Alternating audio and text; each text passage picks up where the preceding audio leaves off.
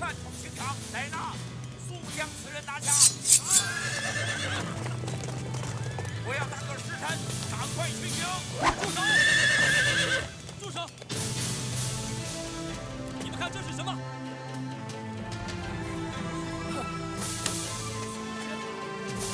这是皇上御赐的金牌，还不退下！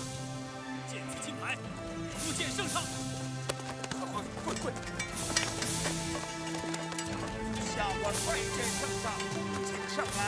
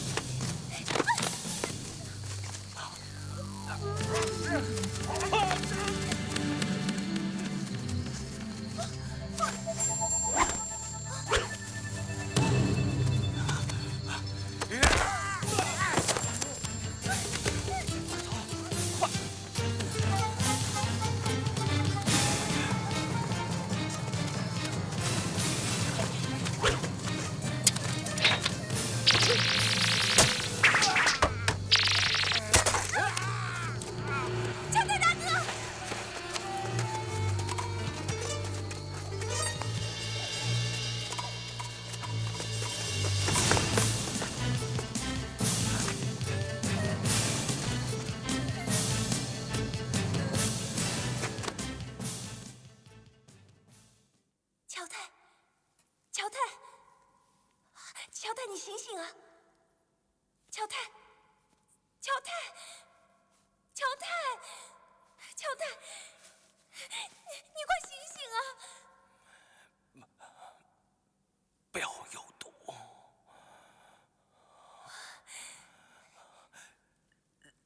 是剧毒，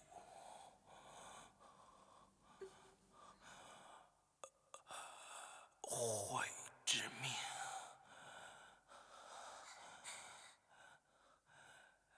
天意难违，为什么？为什么只差5天就刚好10年，就只差5天。老天爷为什么这么吝啬，连5天的时间都不给我？这不就是天意？不就是天意难违吗？乔太，这是报应，是报应。没错，10年前，桃源村那8条人命是我杀的。仗着皇上偏袒，胆大妄为，现在竟敢私闯法场，简直是不把本王放在眼里！岂有此理！犯宠！可是包拯他手持金牌啊！金牌又怎么样？就是皇上御赐的金牌，他也不能私闯法场。你身为监斩官，满可以把他捉起来，问他捣乱刑场之罪，与犯人一同论斩。可那不是普通金牌，什么金牌？免死金牌。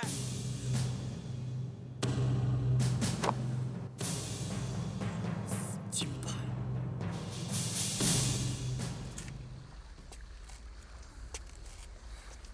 怎么还没有来啊？是啊，是不是被他识破了？哎呀，怎么办呢？哎，先别急，别露出马脚来啊！再等等。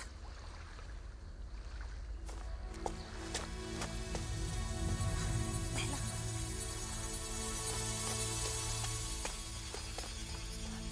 对不起，小姐，我来晚了。啊，没事没事。哎，公子，你的珍珠呢？不好意思，这珍珠我不卖了。啊？为什么？啊，对呀，你看看，我们把银子都拿来了，你看看呀。要不再过几天我们再交易如何？哎呀，不行啊，公子，我娘亲病越来越重了，如果再没有珍珠的话，我怕……哎，要不然这样吧，我们能不能再多付1倍的价钱？你看这样如何？哎，对对对，我给你这个，都给你。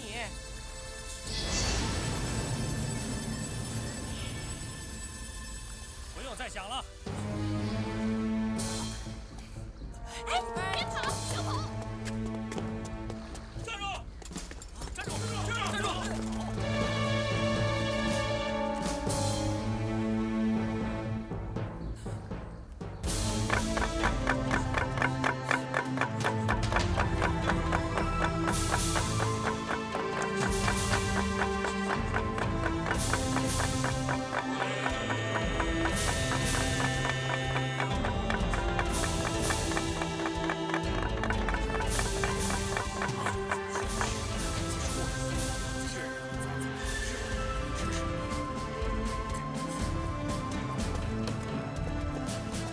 对不起，王爷，您大驾光临，让您久等了。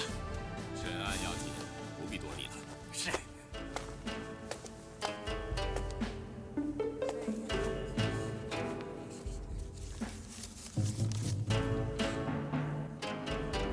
包大哥，你怎么知道珍珠会在李道身上呢？此人贪婪，今天本来是交易之日，珍珠怎么会扑在他身上呢？当时小蜻蜓想出3倍的价钱向他买，他的犹豫已经出卖了他。反包！包拯！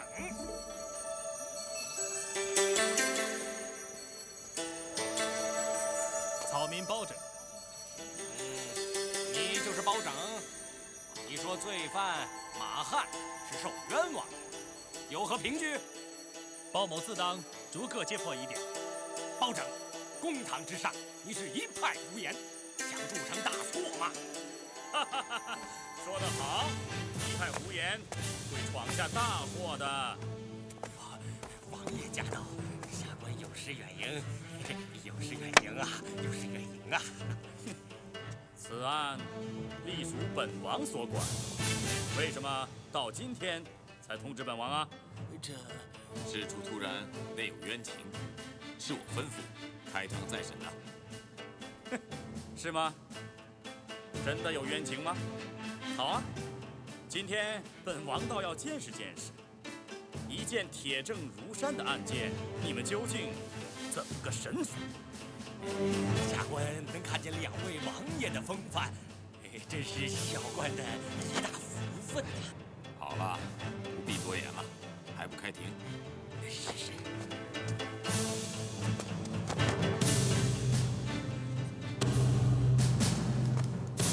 保长，有话快说吧。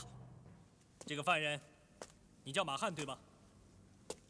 小人是叫马汉，没错。你有否奸污民女何秀莲？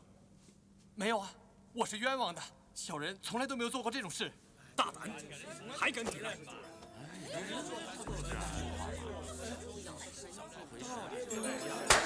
肃静！案发当天，你身怀何秀莲的50贯钱，那是我从地上捡到的。何秀莲，小女子在。你虽然看不见凶徒，但你说凶徒的裤子是湿的，有此事吗？有。马汉，官兵抓你的时候，你的裤子很湿，如何解释？都说一时贪念。那天晚上我捡到钱之后，心慌意乱的，就想找个地方躲起来。怎料到绊到了一个水桶，就打湿了自己的裤子。何秀莲，你是不是曾经挣扎，用发簪刺伤过凶徒？马汉，那你脸上的伤从哪儿来的？我当时被水桶绊倒，跟着摔倒在地上，被地上的柴枝给划伤了。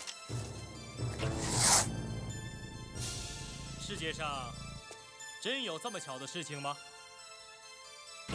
有可能吗？真是可笑！肃静！如果这些巧合都是真的，大家还觉得可笑吗？如果因为这些巧合令元凶逍遥法外，大家还觉得可笑吗？如果又因为这些巧合令一个无辜的人白白送死，大家还觉得可笑吗？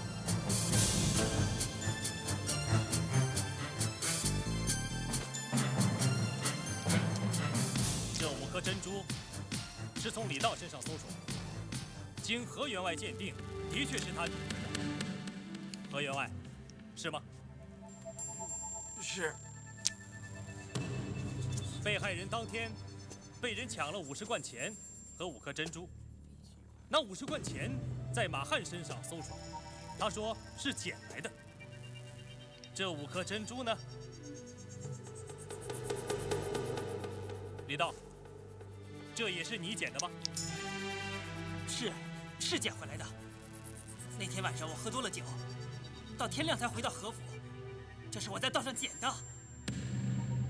后来听说秀莲出事了，我是怕惹祸上身，才没有把捡到珍珠的事说出来。哼，真巧啊！传证人，杜康酒馆的洪老板。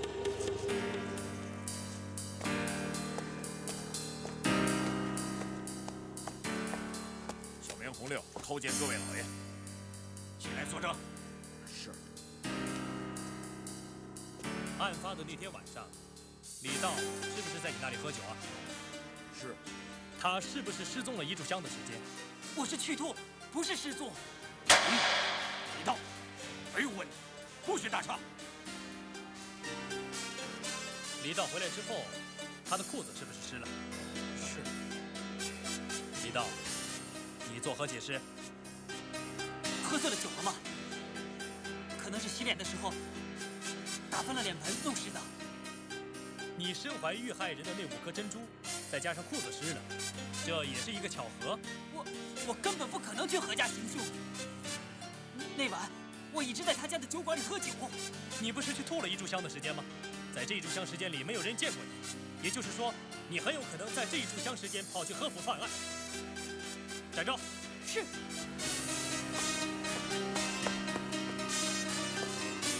我问你，你用最快的速度从和府跑到酒馆需要多久？如果陆路的话，要超过1炷半香的时间。那么走水路呢？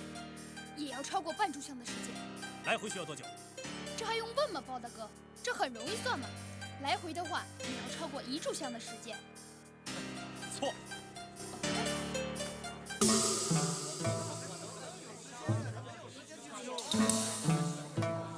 说也是啊，走水路，从河府到酒馆需要半炷香时间，那往返一次需要多久时间呢？连小孩子都会算的算数，还不快点？县令大人，你认为呢？从酒馆到河府超过半炷香时间。再说往返一趟，当然超过1炷香的时间了。错。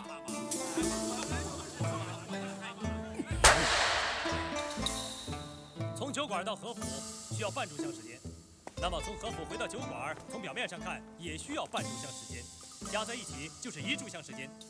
但错在哪里呢？我一直在考虑这个问题，直到有一天，我站在河边。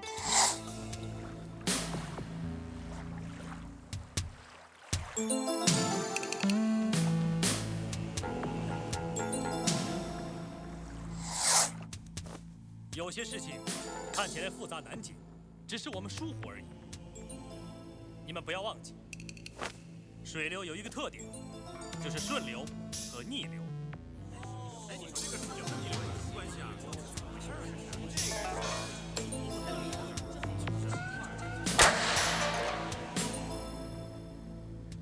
从酒馆到河府，不错，的确需要超过半炷香的时间。但是从河府到酒馆呢，由于顺流的关系，再加上晚上这条河的河水会更加湍急，所以不到半炷香便可返回。这加起来不到1炷香的时间，便可以来回于酒馆与河府之间。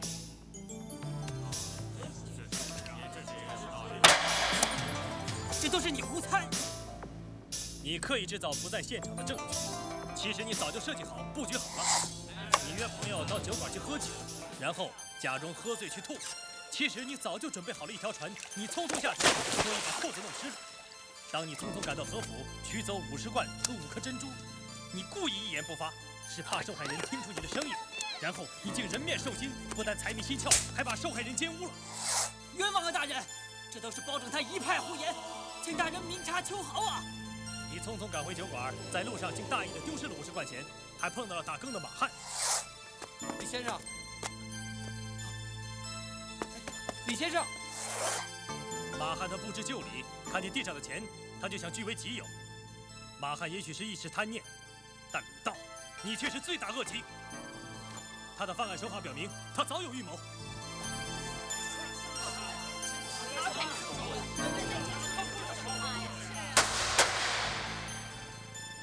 大人，这都是包拯他一派胡言，他只是由始至终推测又推测，没有任何证据。小人没有奸污任何人，珍珠确是小人在酒醒后在路上捡的。你要证据？李道，我告诉你，证据就在你身上。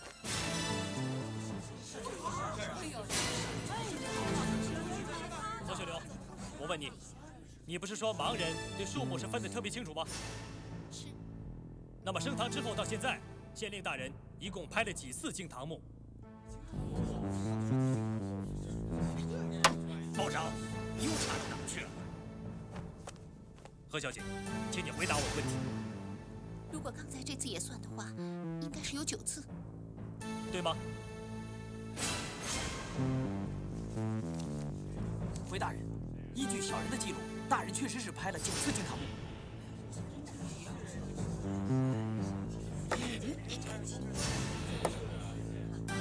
好，那我现在问你，在案发当天晚上，你用发簪刺了凶徒几次？我刺了他很多下，但刺中他的只有7下。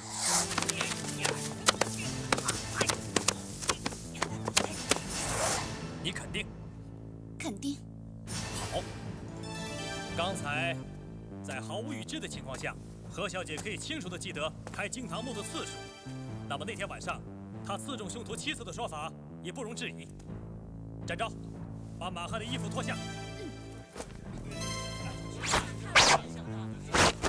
你们看，如果被害人用发簪刺凶徒7下，哪有那么巧，都刺在马汉的额头，而马汉浑身上下除了额头，再无其他伤痕。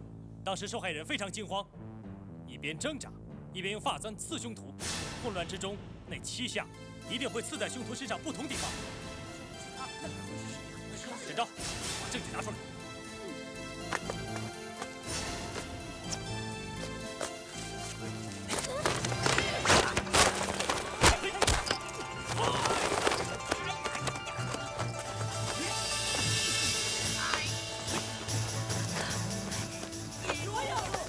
李道，你背上的伤痕不多不少，你还不认罪？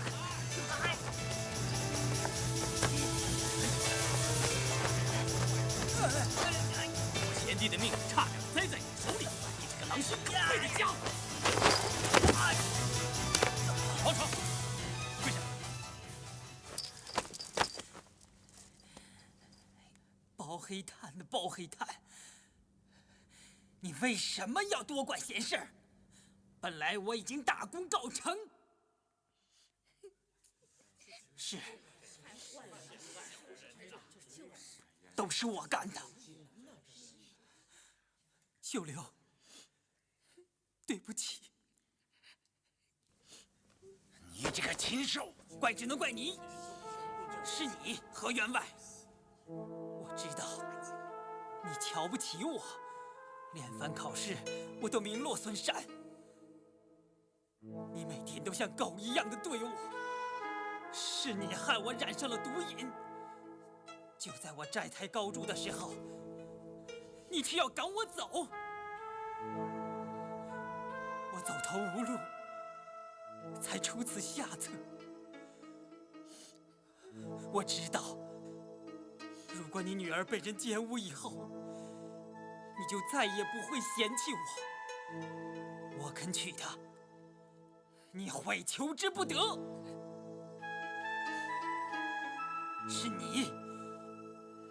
是你亲手害了你自己的女儿。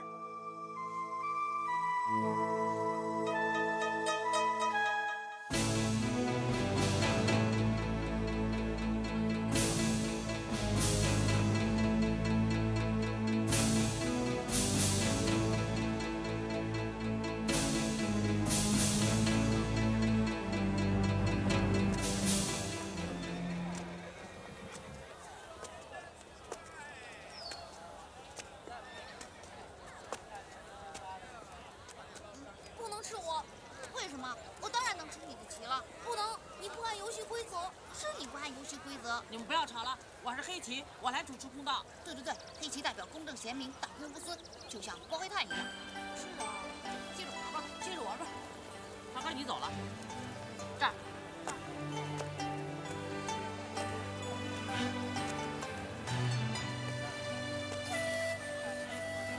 包大人，包大人。哎，马大娘，你这是干什么？这块木雕是老身一番心意，包大人救我儿一命，老身这一辈子对包大人的大恩大德感激不尽呐。哎呀，马大娘言重了，快起来吧。不收下这个木雕，老身不敢起身呐。老身用了好几个晚上才雕刻成的，听人家说要用一块牌匾送给包大人。老身家境贫寒，目不识丁，我到处问人家，才拿到了这几个字来形容包大人的为人。老身一样葫芦，如果雕得不好，请包大人别见怪。哎呀，马大娘，你又何必那么辛苦自己呢？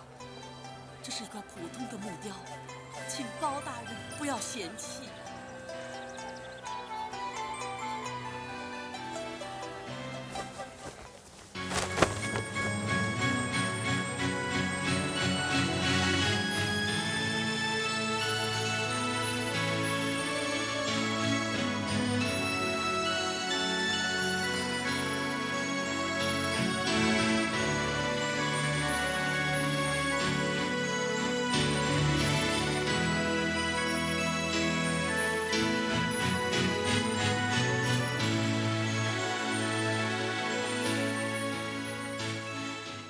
什么？你要当地方官、父母官？请皇上恩准。朕赐你1品大官，你不要，现在却要当个7品小官。皇上有所不知，在朝中的大臣需要的乃是非凡的治国谋略，这点草民犹如3岁孩童，不能担此重任。可是你绝非池中之物，实在是国家的栋梁之才。如果当个小官，我想也太可惜了吧。只要能够帮助老百姓，当什么官都无所谓。你是怕有人说你倚仗朕？此其一。最重要的是，草民想接近老百姓。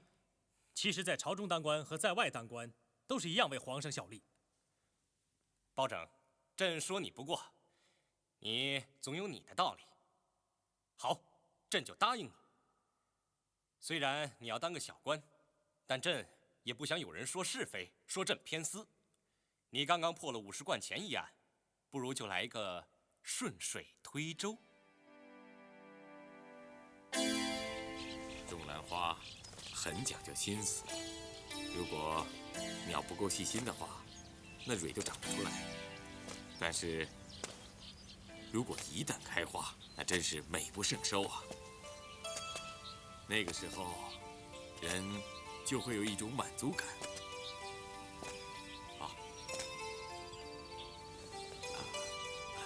小蜻蜓，我打算明天就禀告皇上，把你的身份正式宣告天下。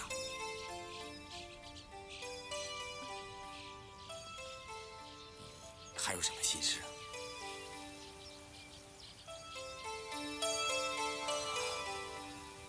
也难怪，从小到大，你我都一直不认识，一时间，确实让你很难接受。现在，我是不会强求你做什么的。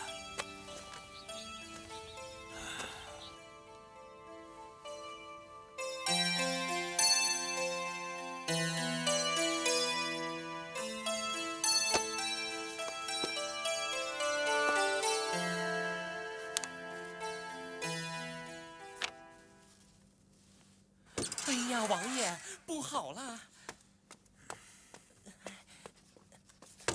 进来吧。大事不好了，王爷！什么事啊？小蜻蜓他怎么了？他流信出走了。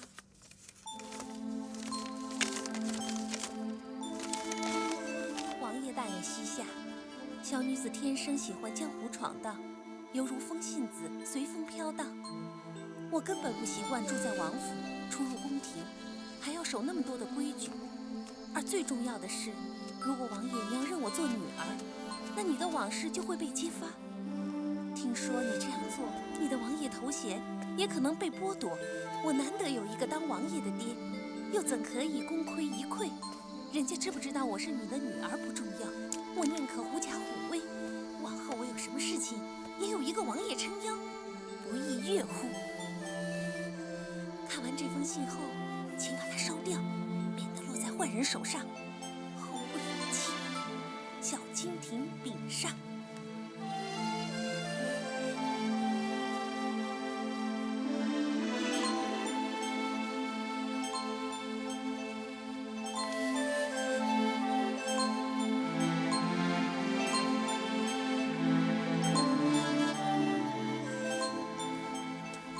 王爷，包拯来了。王爷，这么晚了，找有事吗？不好意思，打搅王爷。草民可能很快就要离开京城了，但是有一件事始终萦绕在我心头。是公孙策的事吧？他的事我也略有所闻。我知道你们是非常要好的兄弟，所以我推测，你一定是为这件事而来的。放心，我明天就会派人去找他。谢王爷。好了好了，你我就不必多礼了。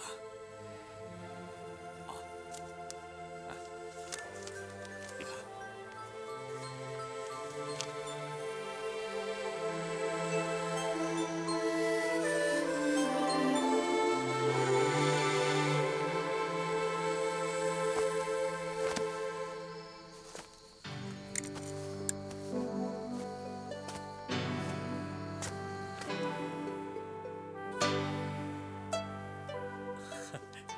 这个小蜻蜓啊，他跟他娘一样，也是留下一封信就走了。小蜻蜓虽然表面上看起来放荡不羁、粗枝大叶，其实他也是心细如尘的。要不然，他也不会写什么害怕没人撑腰的。他们娘俩为我牺牲的太多了。没事吧？其实他的体质不是很好，吸了迷烟以后，恐怕要有一段时间才能够恢复啊。我刚从囚室回来，牢房明显有挣扎过的痕迹，看来并不是乔太的同党所为，乔太是不情愿被劫走的。哎，对了，有一件事，我们一直都被蒙在鼓里啊。对，那就是桃源村3家7口8命案的背后，一定隐藏了一段不为人知的事。包大人，包大人，包大人，快醒醒啊！包大人，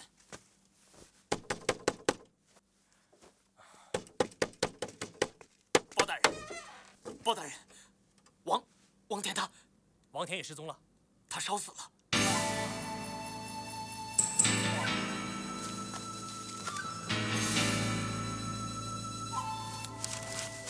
是烟花造成的。烟花？没错。凶手先将迷香利用烟花射进庙来，使王田昏迷，然后再用烟花点燃稻草。昏迷的王田睡在稻草上，被活活烧死了。可另外一个是谁呀？2具尸体都被烧焦了，面目难以辨认。想不到最终还是百密一疏，最后一个人也遇害了。这另一个会是谁呢？会不会是凶手啊？你是说，凶手来不及逃走？嗯。但是什么？公孙策，你不觉得这件事很蹊跷吗？你是想说凶手的行凶方法不一致？没错。陈大是在密室消失的，张根是在湖中心消失的。2次作案的手段都非常的高明，凶手令我们陷入了茫无头绪之中。陈大、张根是否遇害，我们都不知道。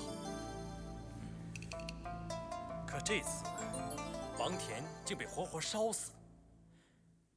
难道说，凶手迫于无奈，唯有动手，竟然疏忽的连自己都被烧死？小蜻蜓，啊，小蜻蜓，小蜻蜓，小蜻蜓，小蜻蜓，包黑炭，小蜻蜓。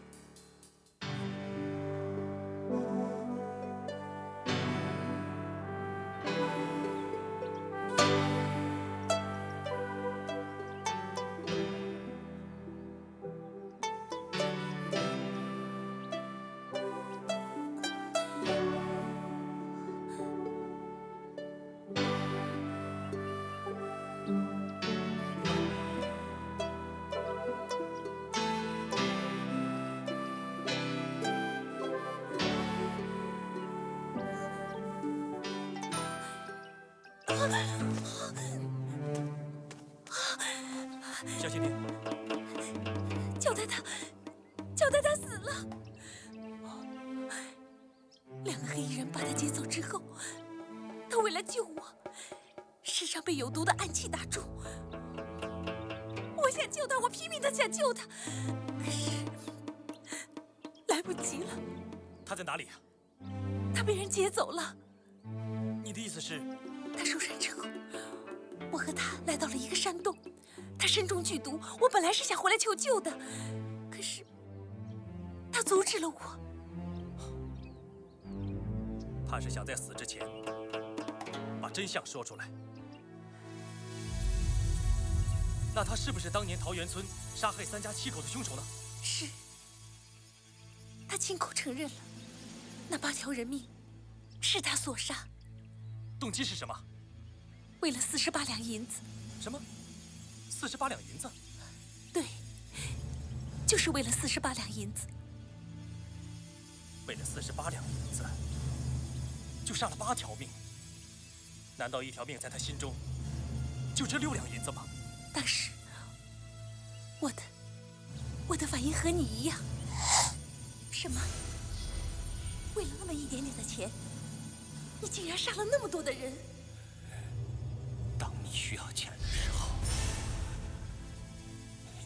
，1文钱也变得很重要。怪只怪，乔太实在是天底下最蠢最笨的人，他实在笨的是无药可救。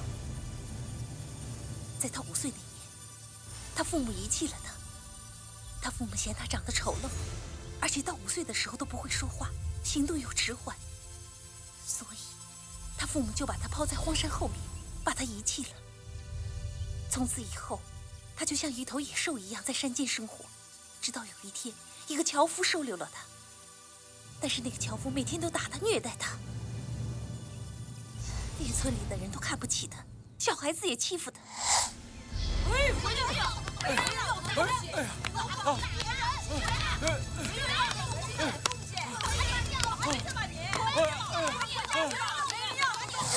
乔太从此默默地忍受着。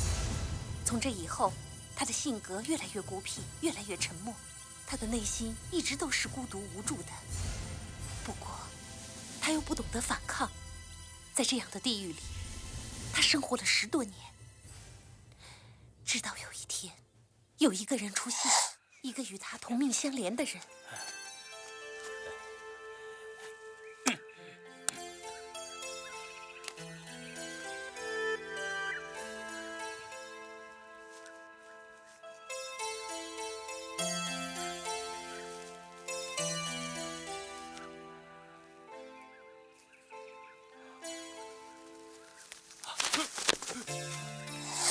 那个女子没有死，她姓于。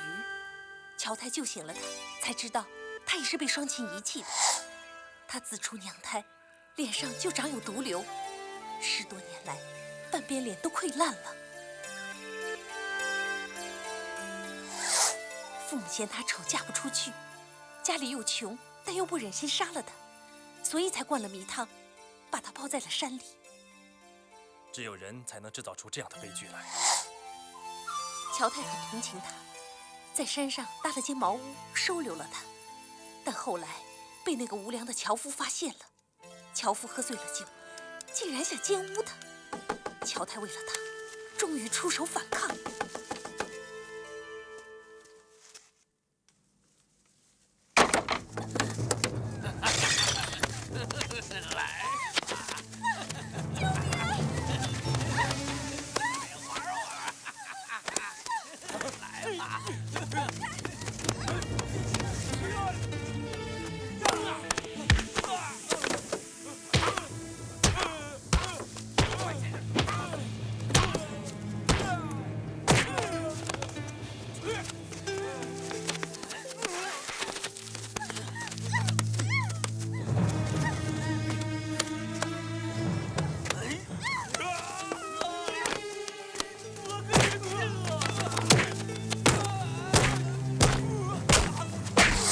乔太教训了那个樵夫一顿之后，把他这10多年来做牛做马的钱全部带上，离开了这个人间地狱，与于氏一起远走高飞了。他们2人来到鹊桥山上，隐居在山中的洞穴。只是有感于人世间的人情冷暖，所以他们2个人再也不与外界接触。同是天涯沦落人，他们能走到一起，也是很自然的事。但这期间还是有一些曲折。乔太为了治好于氏脸上的病，乔太每天砍柴拿去卖，辛辛苦苦地积攒了一些钱，却没想到被一个装成郎中的骗子把钱全部骗走了。但是乔太没有灰心，他依然砍柴，终于遇到了一个好人，一个好的郎中。这个郎中开了一个药方，给了于氏，终于治好了于氏脸上的毒瘤。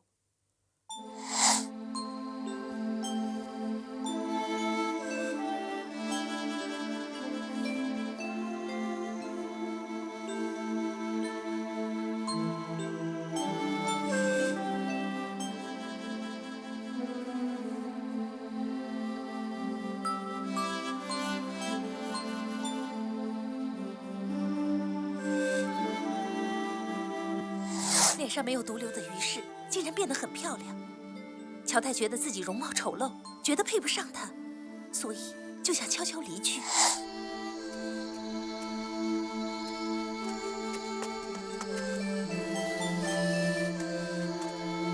不要走，不要离开我，你永远都是我生命中最重要的人。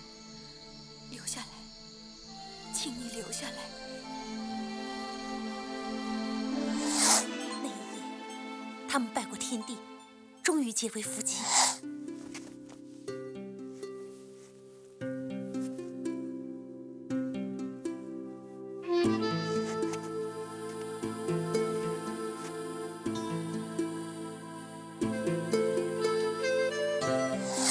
婚后的生活可以说是乔太和于氏这一生当中最幸福的日子。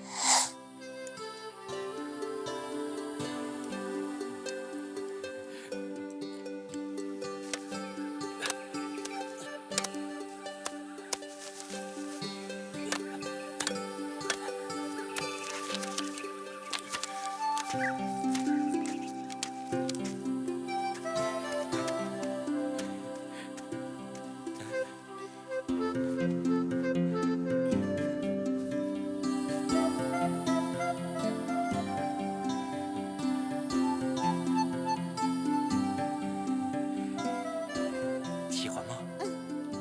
来。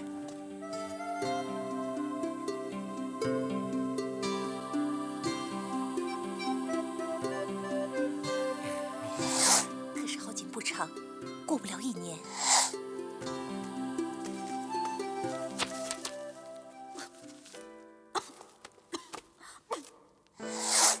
于是每天都吐血，经大夫诊断，他得了不治之症。怪不得乔太常说天意难违呀。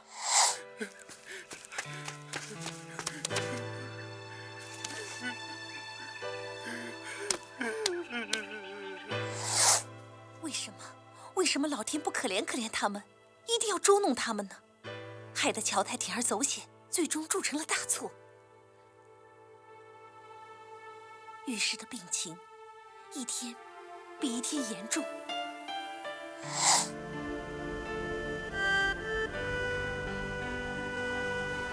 听说元宵节凤阳府要放一种特别的烟花，到时带我去看好吗？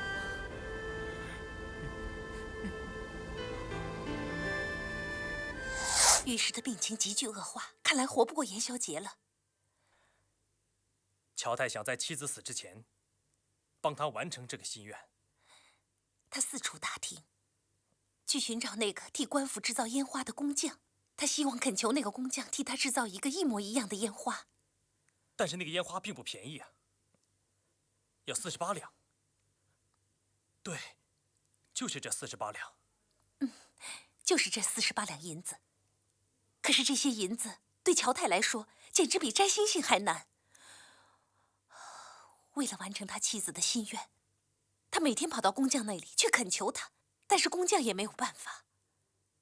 终于有一天，在一间破庙里，他遇到了一个半身瘫痪的人。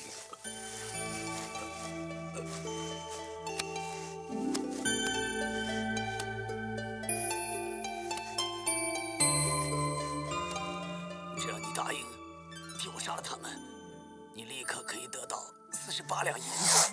果然是另有其人，是买凶杀人。怪不得一直找不到杀人的原因。幕后元凶就是那个瘫痪的人。这个乔太也实在太笨了。乔太很矛盾，他苦思了几天，但是他本来头脑就很简单，他怎么可能想出其他的办法呢？在你余下的时间，我会尽全力给你最大的幸福。相信我。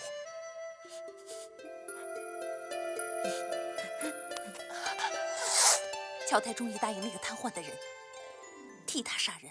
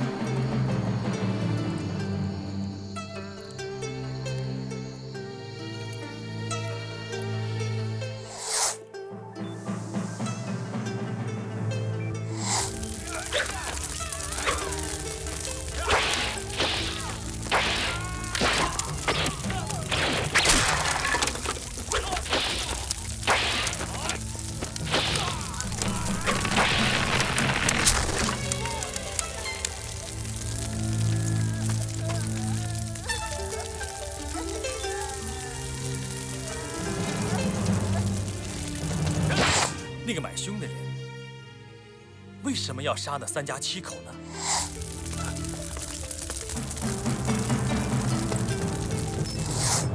乔太没有问他原因，甚至不知道那个人的姓名。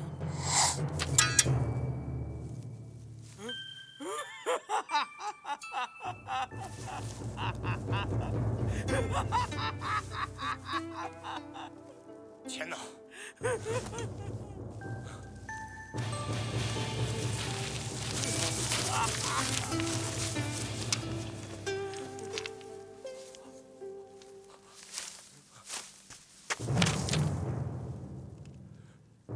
这里还有50贯钱，是给你杀我用的。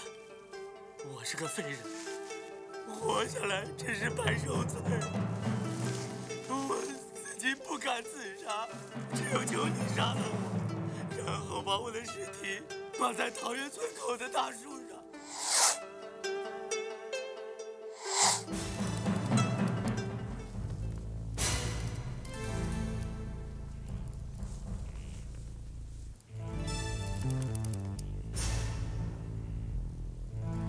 是谁呢？一定得找到凶手。对，是啊。哎，这不是李毅吗？是。哎，快！慢着！来，把他抬起来。哎，走。那个瘫痪的人叫李毅。对，到这个时候，他才知道这个人叫做李毅。陈大他们把李毅的尸体抬到荒山后，在河边把他的尸体埋葬了。乔太一直跟踪着。他还告诉我埋葬的地点。命案之后的一天，下起了金雪。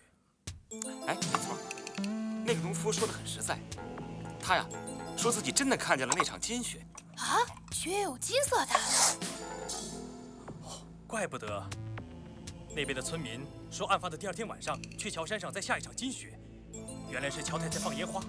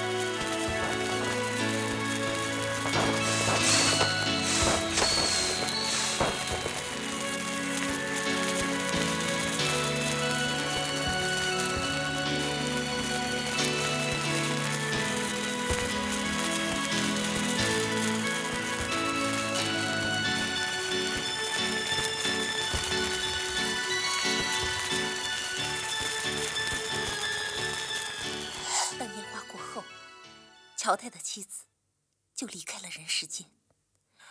世上又剩下乔太孤零零的一个人。乔太说，他生不如死，他每天都十分痛苦。生命对他来说已经没有任何意义了，但是更痛苦的是他不能够自己结束这残酷的生命。为什么？因为他听信了一个传说，说病死的人死了之后心里有怨气，亡魂会在山野间游离，不能安心轮回。加上乔太曾经杀过人，他怕会加重自己妻子的罪孽。如果要亡魂得以超度的话，就要有人在他的死际写1000遍的大悲咒，到他坟前烧掉，连续10年之后，亡魂才得以超度。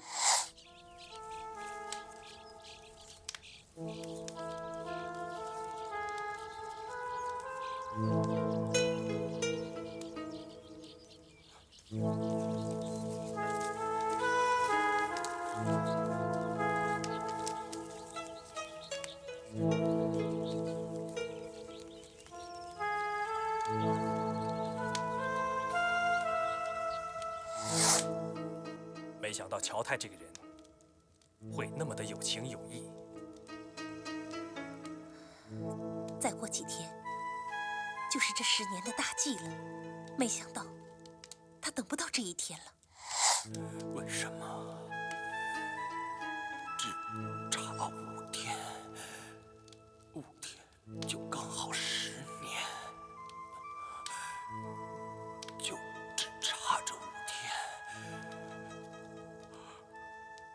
天爷为什么这么吝啬，连这5天的时间都不给我？这不就是天意？不就是天意难违吗？他自知杀人偿命，怪不得被揭破之后一直不言不语。原来他是想等到那天。可惜老天爷再一次捉弄他，他已经等不到那一天了。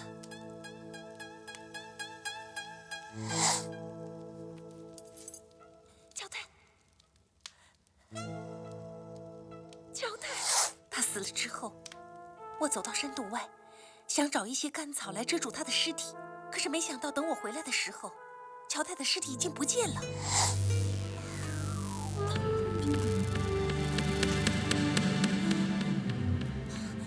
乔太，乔太！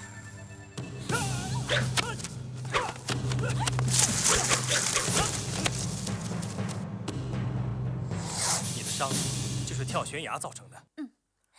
幸好我急中生智，用腰带救了我自己一命。你肯定乔太死了吗？肯定啊。再后来呢，我就回来找你们了。那2个黑衣人是谁？与桃源村命案有什么牵连？为什么要运走乔太的尸体？实在想象不到事情会这样发展。乔太这个谜终于破解了，难怪他那样沉默，原来是想拖延时间。这个想法也太笨了。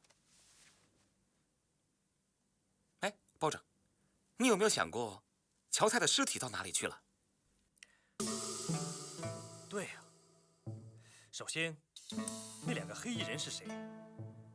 他们为什么要把乔太从狱中劫走，然后又偷走乔太的尸体？到底是为什么呢？或许杀害乔太的毒会把他们的身份给泄露了。乔太死了，一切线索也就随之而去了。乔太在整件桃源村杀人命案中只是一个工具，是一件杀人的凶器。而利用这个凶器的真凶就是李一。对，现在只有把李一的故事挖掘出来，才能让掩藏了10年的桃源村3家7口命案的真相重见天日。哎，你要去挖掘李一的尸体吗？你不是很害怕尸体的吗？10年了，死尸都变成白骨了，骨头就不可怕吧？哼，反正我什么都看不见，对尸体嘛，我就没感觉了。哦，那就好啊。你什么意思啊？我是说，王田那具烧焦了的尸体呢，就麻烦你了啊。啊？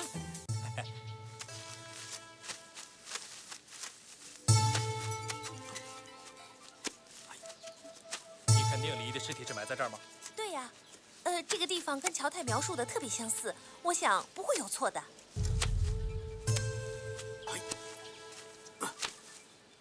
怎么这2天没有听见展昭叽叽呱呱的声音啊？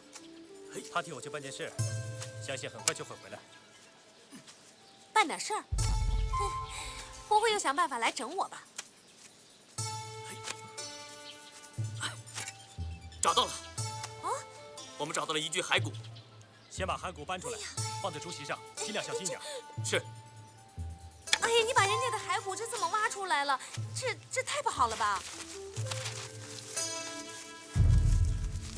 我娘说过，这个世界上没有比尸体更值得我们尊敬了，因为这是一个人活在世上的唯一凭证。那你的意思是说，人死了还会说话喽？而且只有活人会说话，死人却永远不会。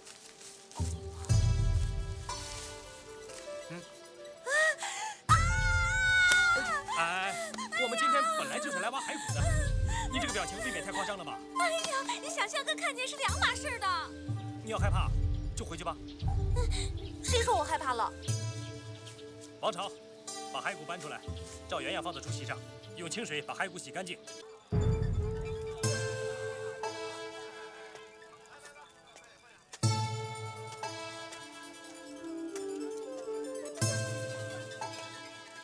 开门，龙龙，快点开门！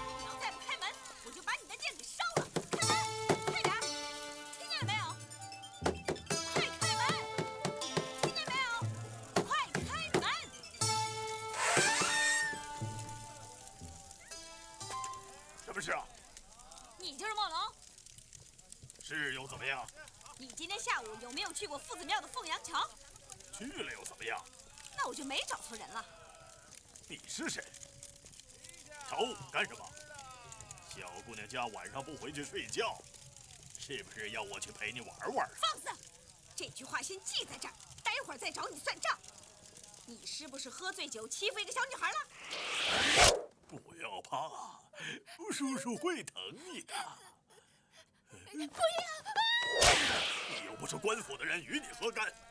有什么不满意的，让小姑娘报官去。好，今天我就替天行道，这根火把给你了。你找死啊你！哎，住手！怪不得你一个女子竟敢烧我哮天虎梦龙的店，原来有帮手啊！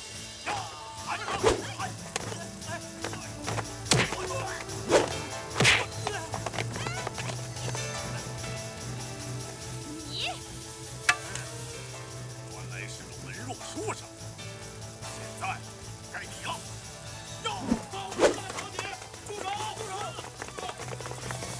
大小姐，给我抓回来！是，好，站住！你这个人呐，不会武功就不要强出头嘛。哎，给。哎，小姐，拿，你掉了银子了。打赏你的。什么？打赏我？啊。哎，好。既然你这么说啊，我也打赏你一点儿。哎，站住！你什么？哎呀，对不起啊，刚才我误会你了。哼，这还差不多。凭这句话，我们就算认识了。我叫公孙策。你叫什么？复姓公孙，单名一个策字。公孙策怎么了？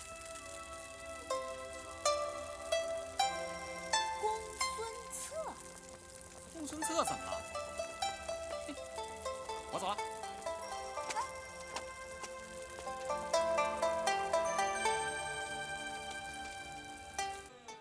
听说包拯专程拜会过连王。对，确有此事。不过这包黑子对连王好像是犯相，拜会那天就把连王心爱的宝马给克死了。哎，听说了吗？包拯扰了小宫女，还要靠赵祯来替他解决。我看这个包拯不过是浪得虚名，说白了就是一个窝囊废，也不知道这个赵祯喜欢他什么。哎，凡事可都要有警觉，不管对手是强是弱，都不能松懈，这样才能够战无不胜。哎呀，卞老爱卿，凡事都像你这样事事算计，这做人就没乐趣了。就是嘛，有的时候啊，这风花雪月、风流，也是人生一大乐趣。对，人各有志啊。哎，这话也对。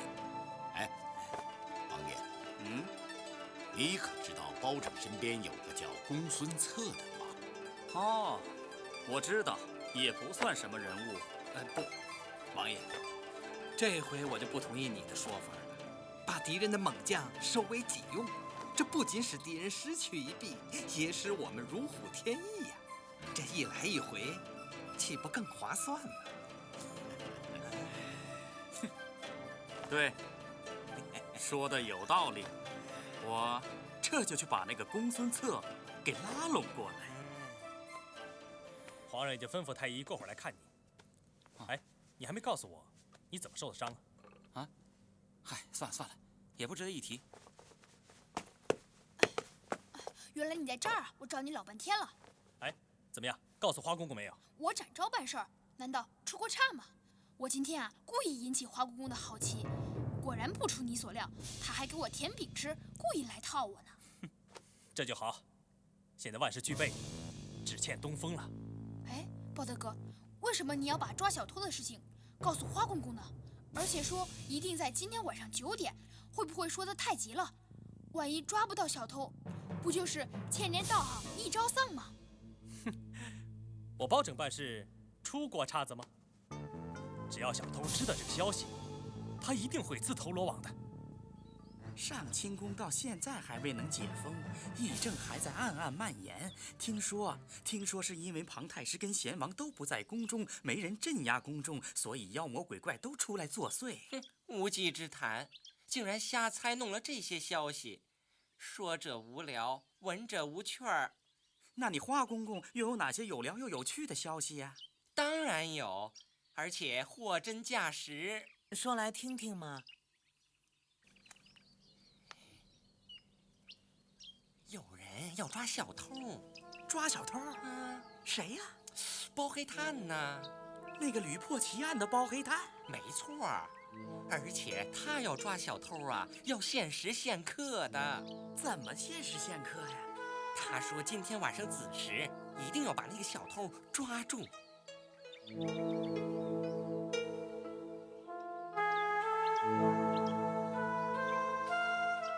好，我借东风去了。哎，你去哪儿借啊？连王府。哎，你们千万记住，要依计行事。哎，公孙大哥，你看他比我更像小孩子，就知道玩儿。什么玩啊？你跟你包大哥这么长时间，还不了解他的秉性啊？他哪是贪图玩乐的人呢？贪污案和陈野参的毒杀案到现在一点眉目都没有。这个时候啊，他最喜欢到民间生活中去体会破解谜题的答案，连这都不知道，小笨蛋！果然，知包拯者，公孙策也。唉。